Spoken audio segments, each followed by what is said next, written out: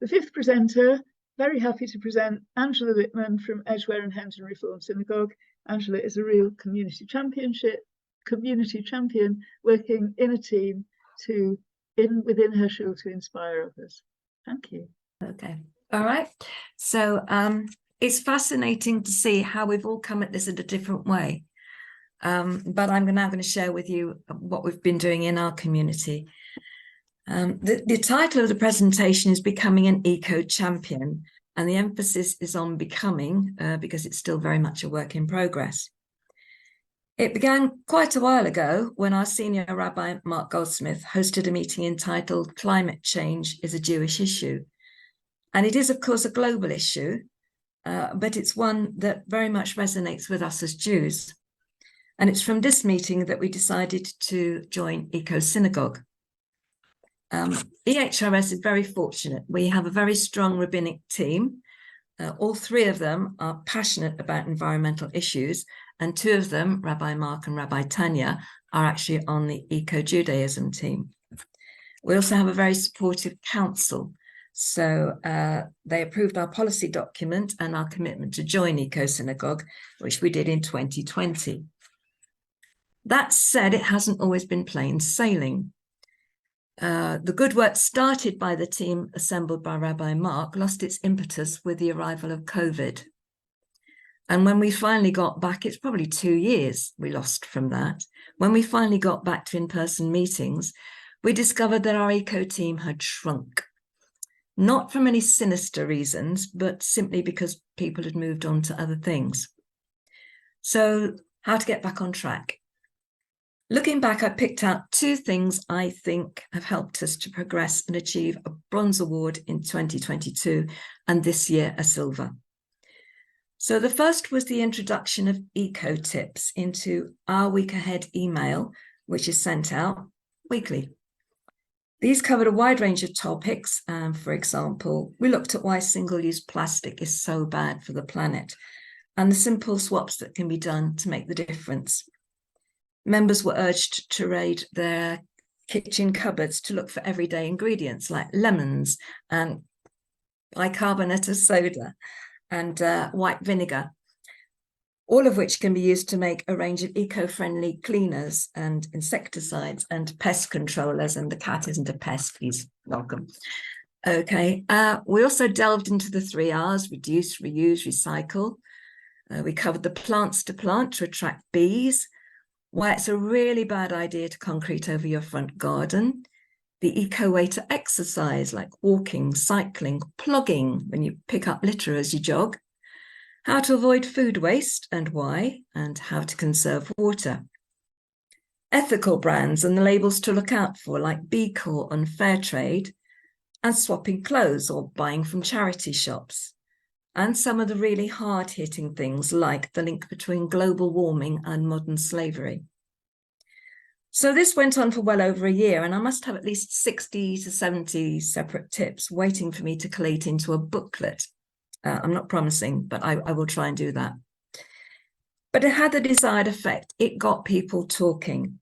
And I know this because after the Shabbat service, I'd go into Kiddush and people would come up to me and say, oh, I like this week's eco tip, or I just thought about doing this one, or you would have been so proud of me. And that was from Lawrence, who had decided to visit his grandparents' and aunts' graves over in East London. He was determined not to use his car, and apparently it took him 13 changes of public transport to achieve his aim. But yes, I was very proud of him.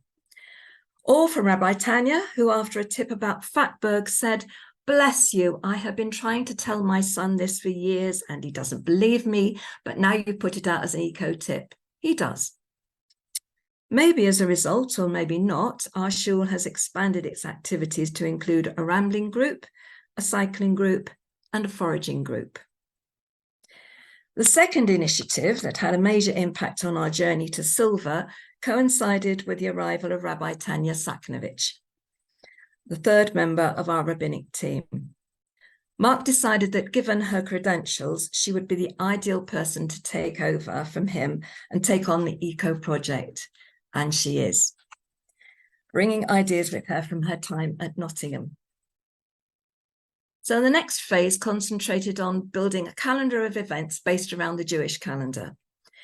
And we decided to aim this mainly at the younger members of the shul and their families to widen the scope of the message we were trying to get out there. Right, okay, this is the first one. This is Hanukkah, and we encourage the children to make their own Hanukkahot from recycled goods. This was so successful, we're going to be doing it again this coming Hanukkah. For Purim, and I don't have any photos for this, unfortunately. For Purim, we tackled plastics and recycling. So I brought along a bag full of plastic things for the children to look at, like plastic toothbrush, bamboo toothbrush, liquid dispensers, bar of soap. It's amazing how switched on those children are. They really are into eco things already without us telling them. They could probably teach me a few things. And another of our members, Julie, devised a game for them when they had to decide which items could be recycled and where. And like you were showing with your tetracycle thing, she actually knows places where you can recycle blister packaging or flimsy plastic.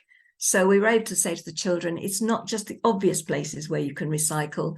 If you look a bit further, you can find other places. Most things you can now find somewhere to put them rather than in landfill. At Pesach, Rabbi Debbie did one of her famous cook-alongs on the theme of zero waste Seder. Now for Shavuot, and we do have a photo, we held a grow your own produce session led by another of our team, Julia. She has her own allotment and she bought some seedlings for the children to identify and pot up for themselves. And at the end of the table, I showed them how to make some wildflower seed bombs, which was lovely and messy, and they enjoyed it. And I should think the parents are still cursing me to this day. For Rosh Hashanah, we've got two photographs. We held a reverse tashlik event. This is the first one, where instead of casting away our sins by throwing bread on the water, we pulled litter out of it. This is the one at Welsh Heart Reservoir. And this year we went to Silver Stream at Burnt Oak. That's this one here. Okay. And finally, we decorated our sukkah eco style. So there's another photograph. We put up the graphic to remind people to eat seasonally and showed them all the produce that's available at this time of year. The next photograph. I brought in some hanging baskets. This one has got garden mint and apple mint in it. I also had some baskets with strawberries and with parsley, rosemary and thyme, but unfortunately no sage. Just to demonstrate that you don't need a garden to grow your own produce. You can use hanging baskets. You can put pots on the patio. You can use window boxes. You just need a bit of imagination. Next photo. So we hung our fruit up in a pair of old tights. And we also used some string bags produced by a company appalled at the damage done to turtles who mistake plastic bags floating in our oceans for their favourite food, jellyfish.